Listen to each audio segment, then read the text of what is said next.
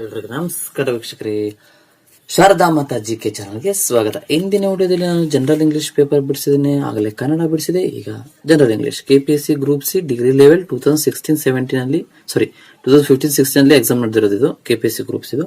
So ನೀವು ಈ ರೀತಿ ಕ್ವಶನ್ ಪೇಪರ್ಸ್ ನೋಡ್ಕೊಂಡ್ರೆ ನಿಮಗೆ ಪ್ಯಾಟರ್ನ್ ಯಾವ ರೀತಿ ಇರುತ್ತೆ, ಯಾವ ರೀತಿ ಓದ್ಕೊಬೇಕು, ಏನು ಎತ್ತ ಅಂತ ಎಲ್ಲ ಗೊತ್ತಾಗುತ್ತೆ. ಅದಕ್ಕೆ ನೀವು ಕ್ವಶನ್ ಪೇಪರ್ ವಿಡಿಯೋ ಅಥವಾ ಕ್ವಶನ್ ಪೇಪರ್ ಬಿಡಿಸಬೇಕಾಗುತ್ತೆ. ಓಕೆನಾ? So let's start general English.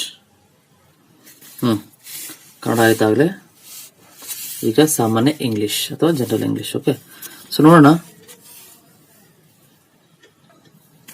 Questions from 36 to 40 contains 4 words. In each questions, identify the wrongly spelled word and darken the options related to it in your answer sheet. Okay, so ಯಾವುದಿಲ್ಲಿ wrongly spelt ಆಗುತ್ತೋ ಅದನ್ನ ನೀವೇನ್ ಮಾಡಬೇಕಾಗುತ್ತೆ, tick ಮಾಡಬೇಕಾಗುತ್ತೆ. Question correct ಓದ್ಕೋಬೇಕಾಗುತ್ತೆ. Okay, neurologist, cardiologist, psychiatrist, dermatologist. So cardiologist, psychiatrist, dermatologist all are correct ಇದಾವೆ. Neurologist ಸ್ವಲ್ಪ wrong spelled ಆಗಿದೆ. ಓಕೆ, ಸೊ ನೆಕ್ಸ್ಟ್ ನೋಡೋಣ. 37 omniscient, omnipresent, omnipotent, ಒಮಿನಿವೋರಸ್.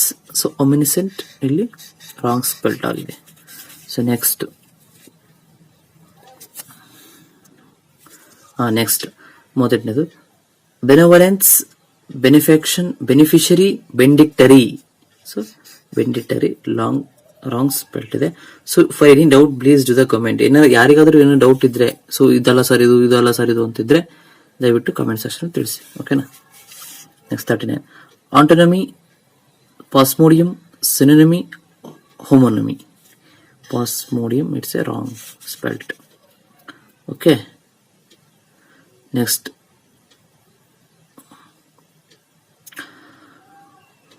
ಮೊನೋಮಾನಿಯಾ, dipsomania, kleptomania, pyromania. Wrong ಆಗಿರೋದು dipsomania, dipsomania. Okay, so next ನೋಡೋಣ.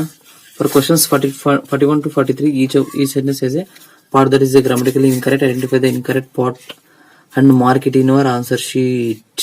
So grammatically mistake ಆಗಿದೆ, correct ಆಗಿ ಮಾಡ್ಬೇಕಂತ ನೋಡೋಣ. 41 Slumdog Millionaire is one of the best movie in the world. ನಿಮಗೆ ಗೊತ್ತಿರುತ್ತೆ, Slumdog Millionaire is the one of the best movie in the world.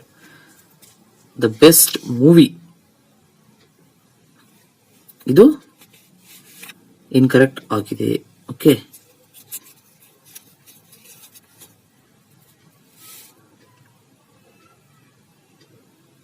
Next 42 no sooner did the teacher enter the class then the students stood up.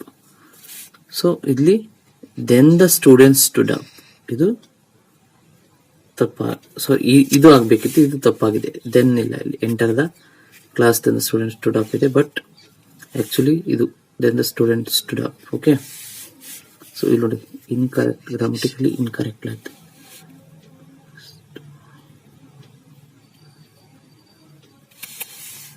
Next 43 neither the headmaster nor the assistant master was present. ಇಲ್ಲಿ incorrect ಆಗಿದೆ. ಏನಾಗಬೇಕಿತ್ತು ಇಲ್ಲಿ, var ಆಗಬೇಕಿತ್ತು ಅಲ್ವಾ? So var ಆಗಬೇಕಿತ್ತು. ಓ, ಈಗ ಅರ್ಥ ಆಯ್ತು. ಸೊ ಆ ರೀತಿ ಗ್ರಾಮಟಿಕಲಿ ಇದು ಮಿಸ್ಟೇಕ್ ಆಗಿದೆ ಅಂತ ಅರ್ಥ. ಓಕೆನಾ? ಸೊ ನೆಕ್ಸ್ಟ್ ನೋಡೋಣ. 44 to 49 ಅಂದ್ರೆ 5 ಕ್ವಶನ್ಸ್ ಏನ್ ಕೊಟ್ಟಿದ್ದಾನೆ, ಪ್ಯಾಸೇಜ್ ಕೊಟ್ಟಿದ್ದಾನೆ. ನಾನು ಹೇಳಿದ್ದೇನ, ಪ್ಯಾಸೇಜ್ ಯಾರು ಒಬ್ಬರು ಸಾಧಕ ವ್ಯಕ್ತಿ ಅಥವಾ ಹಿಸ್ಟ್ರಿ ಅಥವಾ ಸೈನ್ಸ್ ಬಗ್ಗೆ ಅಥವಾ ಹೆಲ್ತ್ ಬಗ್ಗೆ ಇರುತ್ತೆ. ಸೊ ಈ ರೀತಿ ನೀವು ಓದ್ಕೊಬೇಕಾಗುತ್ತೆ. ಬೇಗ ಯಾವ್ದು ಈಸಿ ಇರುತ್ತಲ್ಲ ನಿಮಗೆ ಕ್ವಶನ್ಸ್, ಅದನ್ನ ಅಟೆಂಡ್ ಮಾಡಿ. ಸೊ ಲಾಸ್ಟಿಗೆ ಇದನ್ನ ಹಿಡ್ಕೊಂಬಿಡಿ. ಇದನ್ನ ಹಿಡ್ಕೊಂಡು ಆನ್ಸರ್ ಮಾಡ್ತಾ ಹೋಗಿ. ಇದರಲ್ಲಿ ಆನ್ಸರ್ ಇರುತ್ತೆ, ಇಲ್ಲಿ ಕ್ವಶನ್ ಕೊಟ್ಟಿರ್ತಾನೆ. ಸೊ ಇದು ನೋಡ್ಕೊಂಡು ನೀವು ಆನ್ಸರ್ ಮಾಡಿದ್ರೆ ಮುಗಿದೋಯ್ತು. ಇಲ್ಲಿರುತ್ತೆ ಕ್ವಶನ್ಸ್. ಸೊ ಇಲ್ಲಿ ಯಾರುತ್ತೆ ಆನ್ಸರ್, ಅದನ್ನ ಸಜೆಷನ್ ನೋಡ್ಕೊಂಡು ಓದ್ಕೊಬೇಕಾಗುತ್ತೆ. ಓಕೆನಾ?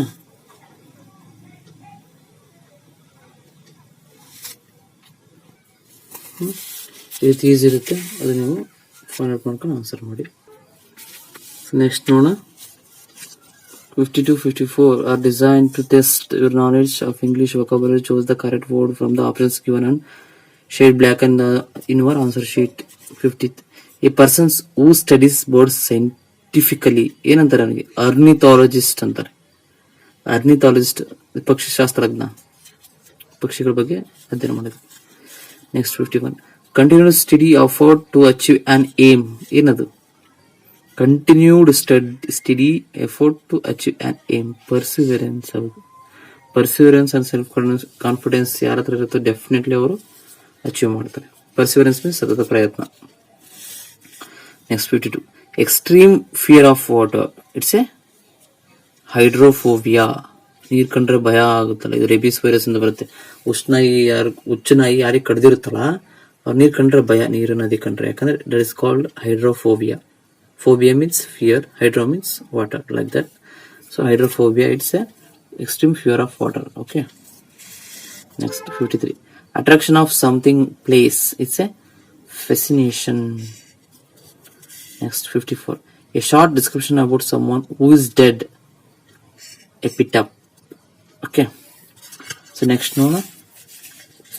The following questions 55 to 58 are designed test your familiarity with preposition. Select the correct option and darken in your answer sheet.